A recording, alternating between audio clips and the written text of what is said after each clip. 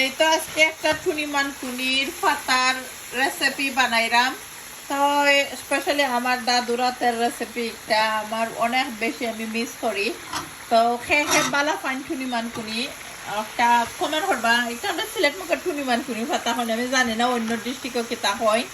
আর একটা আমার দাদুই আইনা কোনো সময়ও কাঠ করতা না, আস্তা পাতা একটা ওলাহানো কুকিং করতা। তো এখানের মধ্যে আমি নাগা কাঁচামরিচ পরিমাণ মতো, গ্রিন কাঁচামরিচ দিলাম, আর রেড কাঁচামরিচ, আর এক পিস নাগা দিচ্ছি আমি, আর একটা পিস নাগা দিলাম।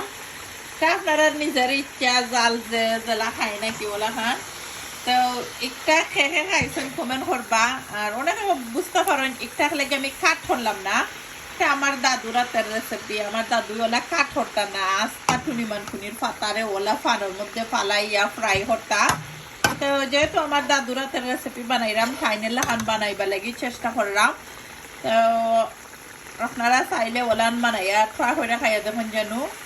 আর যে নাইস লাগে, আর একটা বানাইতে যে ইজি।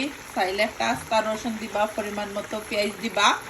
আর একটা আমার ইউটিউব চ্যানেলে সবসময় ফুল রেসিপি থাকে, আপনারা ফুল রেসিপি দেখতে পারবা। আর অনেকে আছেন দেখুন আমার ইউটিউব চ্যানেলে আমার ফুল রেসিপিগুলো সুন্দর সুন্দর কমেন্ট করেন, লেখেন আপা তোমার ইউটিউব চ্যানেলটা সাবস্ক্রাইব করে দিছি, সাপোর্ট করেন। Bye everyone, see you soon.